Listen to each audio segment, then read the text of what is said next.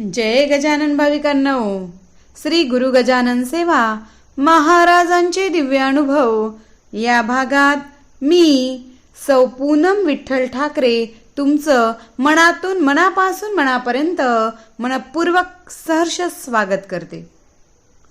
चला तर मग आज पाहूया संरक्षिता विकास अलोडे नागपूर या माऊलीचा अनुभव. जय गजानन. जे कोणी भाविक भक्त शेगावला श्री गजानन महाराजांच्या दर्शनासाठी जातात ते दर्शन झाल्यावर माघारी येतात ते मनात एक ऊर्जा घेऊन परततात. दर्शनासोबतच काही लहान मोठे अनुभव महाराजांनी गाठीशी बांधून दिलेत तर मिळणारी ऊर्जा आणि होणारा आनंद खचितच वाढलेला असतो.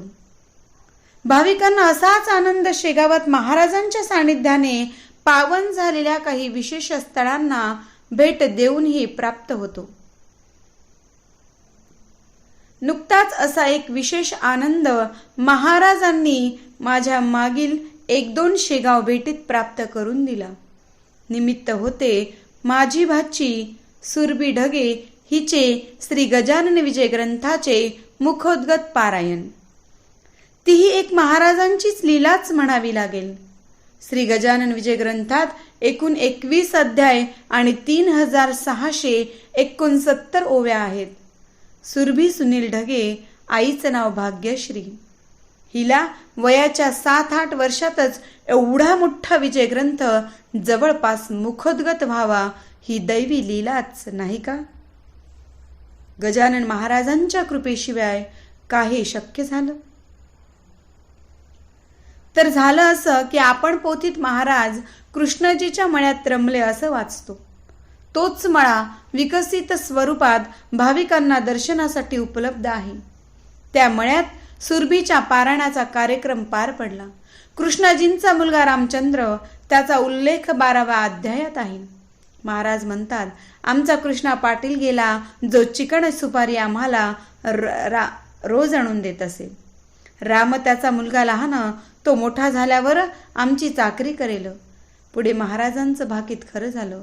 याच रामचंद्र पाटलांनी दासगणू महाराजांना पंढरपूर क्षेत्री विनंती करून दासगणू महाराजांकडून पुढे गजानन विजय ग्रंथ लेखनाचं दिव्य कार्य गजानन महाराजांनी घडवून आणलं.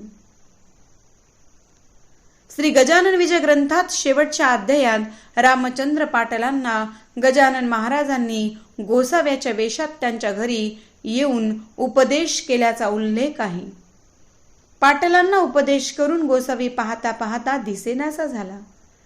याच पाटील कुटुंबातील वंशज श्री शैलेंद्र पाटील यांच्याकडे सुरभीसोबत आमचा जेवणाचा योग आला. ते घर, ती जागा, ते देवघर सर्व पाहून ऊर आनंदानं भरून आलं. शेगावातील ते घर, ती जागा पाहून शरीर आणि मनानं एक नवीन ऊर्जा प्राप्त केली आणि महाराजांवरील श्रद्धा अधिक दृढ झाली. मी रक्षिता विकास अलोडे. गजानन महाराजांवरील श्रद्धेविषयी म्हटलं की मला आठवतं लहानपणापासून महाराजांनी माझ्या मनातील अनेक इच्छांकडे आपुलकीनं लक्ष दिलं आहे. काही अनुभव मी श्री गजानन अनुभव पुस्तकातून सांगितलेही आहेत. आपल्या इच्छा व्यक्त करण्यासाठी आपण अगदी शेगावलाच गेलं पाहिजे असं नाही. तुमच्या नेहमीच्या मंदिरात अथवा उपासनेच्या ठिकाणी मनोभावे महाराजांना सांगा. मनात त्यांना कळकळीची प्रार्थना करा की झालं. त्यांच्या योजना काही औरच असतात. आमच्या त्रिमूर्तीनगर नागपूरच्या गजानन महाराज मंदिरात मी कधी झाडण्याची सेवा देते. मंदिरात केरसुणी फिरवताना मनात म्हणायचे, महाराज शेगावला काही विशेष सेवा हातून घडवून घ्या. आम्ही आमच्या माधवनगर उपासना केंद्रात दर एकादशीला गजानन महाराजांची उपासना करतो. त्यात शेवटी 5 मिनिटांचं मौन असतं. तिथे महाराजांशी संवाद साधतानाही म्हणायचे, महाराज शेगावला सेवा घडू द्या, समाधीचं तीर्थ मिळू द्या, शेजारतीचा विडा मिळेल तर किती छान ना. मग माझंच मला हसू येऊन दासगणूंचे शब्द आठवायचे. मायेपूर्वी बालक लळे, वेडे वाकडे असले जरी. खरंच आपण महाराजांना काय काय मागत असतो, पण देतात लक्ष महाराज. माझंही म्हणणं पोहोचलं त्यांच्यापर्यंत. 30 एप्रिल 1 मे व 2 मेला 2023ला सुरभीचं कृष्णाजींच्या मळ्यात श्री गजानन विजय ग्रंथ पारायण भव्य दिव्य आयोजित करण्यात आलं होतं. पहिल्या दिवशी पारायण कार्यक्रम आटोपून आम्ही दर्शनासाठी गेलो. सोबत लहान रिशंक होता. रिशंक पोटात असतानाच महाराजांनी लहान सहान इच्छा पुरवून जणू माझे डोहाळे पुरविले होते. त्या दिवशी दर्शन बारीत 2-2.5 तास उभे राहून नंतर महाप्रसादासाठी पुन्हा 2 तास आम्ही लाईनमध्ये ताटकळत होतो. त्या सर्व परिस्थितीत कंटाळून रिशंक म्हणू लागला, आई हे डेंजर आहे, मी पुन्हा नाही येणार. मी महाराजांना म्हणत होते, बघा महाराज याच्याकडे लक्ष असू द्या. त्या 3 दिवस सुट्ट्या लागून आल्यामुळे शेगावात प्रचंड गर्दी होती. 1 मेला आम्ही केवळ दर्शन घेतलं. 2 मेला सकाळीच दर्शनासाठी गेलो. सकाळी राम मंदिरात दर्शन घेऊन पुढे निघणार तो एका सेवाधारी माऊलींनी आवाज दिला, माऊली तुमची सेवेसाठी निवड झाली आहे, वेळ आहे का, सेवा देणार का. आज दानपेटी मोजण्यास यांची निवड झाली आहे. आम्हाला क्षणभर समजलंच नाही.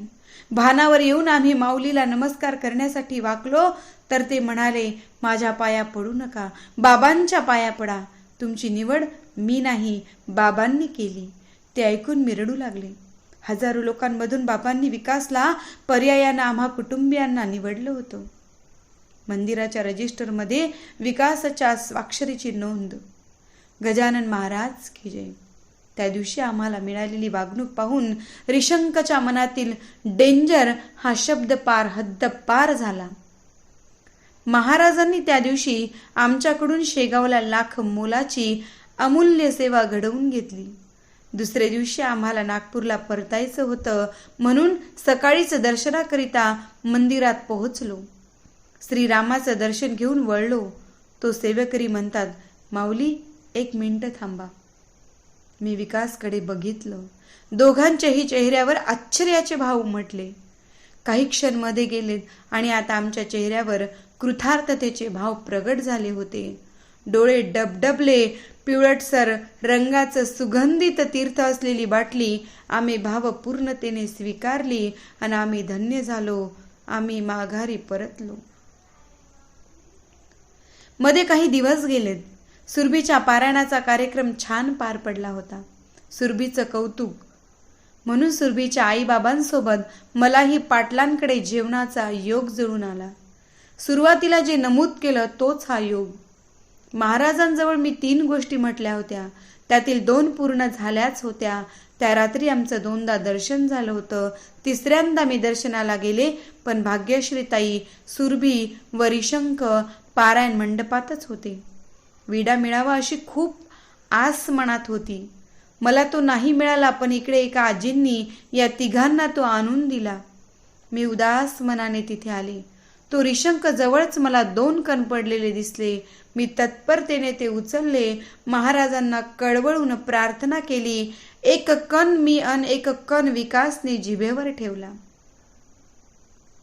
दुसऱ्या दिवशी निघण्यापूर्वी सकाळीच दर्शनास गेलो. तो ज्या सेवेकऱ्यांनी आम्हाला सेवेची संधी आहे म्हटलं होतं ते भेटले. त्यांनी चौकशी केली आणि विचारलं, तुम्हाला काल विडा मिळाला की नाही. हा घ्या विडा, मी खिशात सांभाळून ठेवला आहे. आमच्यासाठी विडा ठेवण्याची प्रेरणा कुणी दिली हे जाणून आम्ही तो विडा स्वीकारला. श्रद्धेने हात कपाळावर नेले आणि एकमेकांकडे पाहत दोघेही म्हणालो, श्री गजानन जय गजानन, श्री गजानन जय गजानन.